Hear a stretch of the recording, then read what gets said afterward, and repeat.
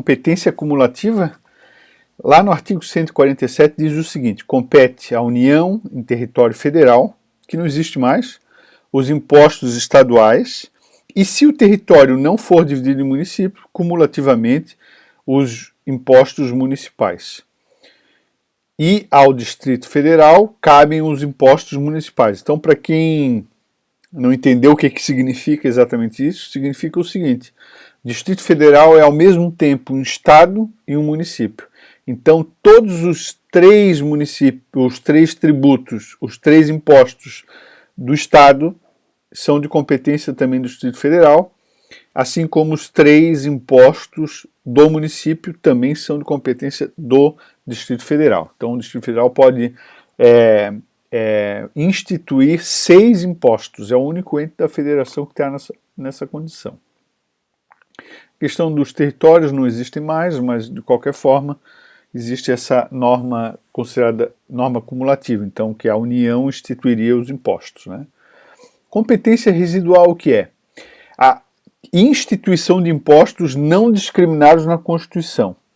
A instituição de contribuições de seguridade social não previstas na Constituição. Então, pessoal, existem essas duas possibilidades residuais do Estado, da União, instituir um imposto não previsto e instituir uma contribuição não prevista, né?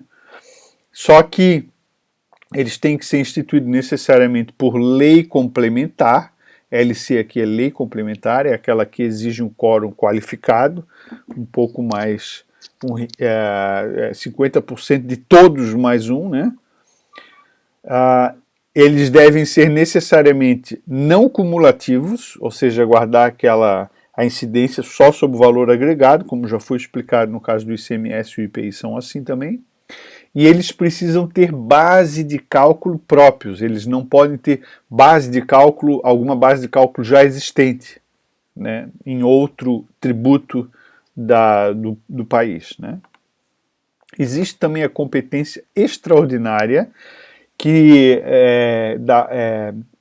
em situação de guerra ou de iminência de guerra externa, e pode ser instituído um imposto extraordinário, compreendidos ou não na competência tributária, os quais serão suprimidos gradativamente cessadas as causas de sua criação. Este aqui é aquele IEG, Imposto Extraordinário de Guerra. Então o Imposto Extraordinário de Guerra é um imposto assim bem aberto, pode ser qualquer base de cálculo, né, pode ser associado à competência tributária da União ou não. Então a União pode instituir um imposto extraordinário sobre o patrimônio das pessoas, sobre renda, sobre o que for, né? E está aqui explicado: o imposto extraordinário de guerra, ele é instituído por lei ordinária, então não é instituído por lei complementar, então o rito é mais célere, e portanto também pode ser instituído por medida provisória. Aliás, vocês que fazem administração pública devem saber, ou devem aprender com outros professores, que quando a Constituição exige uma lei complementar para instituir algo,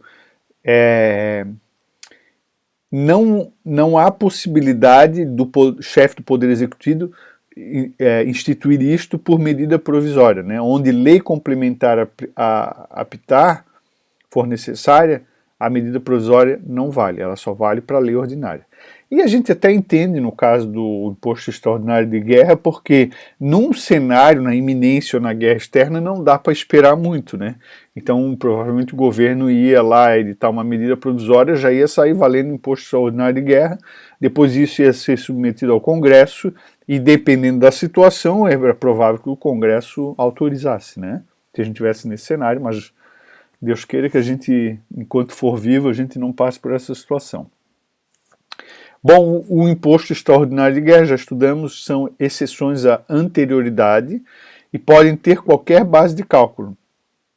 São temporários, suprimidos gradativamente no prazo de 5 anos da celebração da paz. E agora vamos falar sobre os impostos de cada esfera de governo. Então, são impostos da União. Então, aqui está o rol dos impostos e aqui estão as siglas, né? Imposto de importação, imposto de exportação, imposto de renda, imposto sobre produto industrializado, imposto sobre operação financeira, imposto territorial rural, imposto sobre grande fortuna.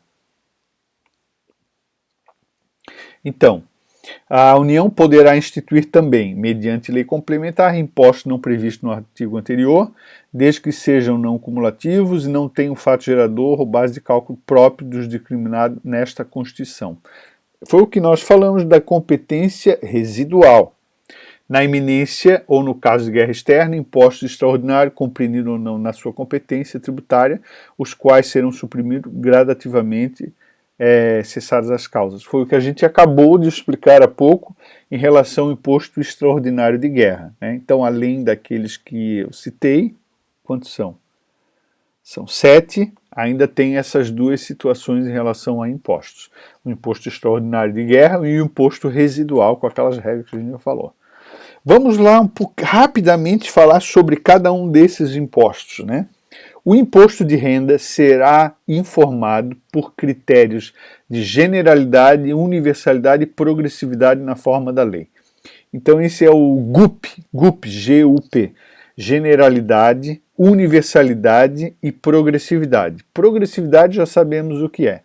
Universalidade, todas as rendas, todas as pessoas. Generalidade, todo mundo paga, né? Geral, todo tipo de renda. Há, inclusive, pessoal, para vocês saberem, é importante chamar a atenção o seguinte, renda obtida com atividade ilícita, venda de droga, por exemplo, dá lucro, também é tributada, né? Inclusive, quando uma Polícia Federal descobre alguma descaminho, né, ou coisas importadas sem nota fiscal, ou contrabando, ou madeira ilegal, sempre vai um fiscal da Receita Federal junto, porque tem imposto de renda ali, né? Ou tu imagina assim uma atividade, como é que é, venda de jogo do bicho que não é legalizado. Tem renda? Tem renda. É irregular? Irregular. É assim, mas se tiver movimentação financeira, o fisco pode ir lá e tributar, né? Vejam que o Al Capone, né, foi preso por sonegação de imposto, né? Porque tem uma história assim, inclusive no Brasil também pode acontecer essa situação, né? Bom, o IPI, Imposto sobre Imposto de Produção Industrial, Imposto sobre Produtos Industrializados, ele será seletivo, enquanto o ICMS pode ser seletivo. Será seletivo em função da essencialidade do produto. 2, ele será não cumulativo, também já estudamos, compensando-se o que for devido em cada operação com o montante cobrado nas anteriores, como já foi explicado aquele caso da vaquinha, né, do leite, que vai até o consumidor final.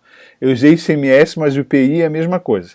A diferença é que na última etapa, quando o supermercado, aliás, quando o supermercado vende para o consumidor final, não há incidência de IPI, porque é só onde há industrialização de produto. Então é só na fábrica que existe o IPI.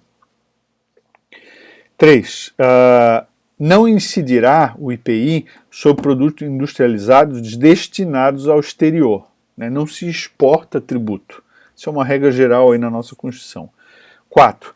Terá reduzido seu impacto sobre a aquisição de bens de capital. Então, quando você importa ou quando você compra um bem de capital, que foi industrializado, obviamente, o alíquota tem que ser zero, tem que ser muito baixa. ITR, Imposto Territorial Rural, será progressivo e terá as alíquotas fixadas de forma a desestimular a manutenção de propriedades improdutivas. Então o ITR é um exemplo de imposto progressivo.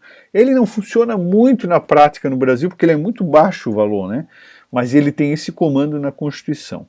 2. Não incidirá sobre pequenas glebas rurais, pequenos terrenos rurais, definidas em lei quando as explore o proprietário que não possua outro imóvel. Então, só tem aquele imóvel, então o ITR é isento, imune no caso, porque está na Constituição. 3. Será fiscalizado e cobrado pelos municípios que assim optarem na forma da lei, desde que não implique redução do imposto ou qualquer outra forma de renúncia fiscal. Então, se o município fizer um convênio com a União, dizendo eu fiscalizo e eu arrecado, a integralidade do ITR fica com o município, né? Mas desde que não há qualquer tipo de renúncia fiscal, né? Bom, esses 3 impostos são os impostos que estão na Constituição Federal, né? Os outros são impostos, deixa eu ver aqui, falamos, o imposto sobre importação e exportações tem regras muito específicas e são muito voláteis, modificam muito rápido. Assim como o IOF, né, o Imposto sobre de Operações Financeiras, né, então, que tem regras assim muito rápidas, então não faria sentido a Constituição trabalhar sobre regras desses impostos aqui.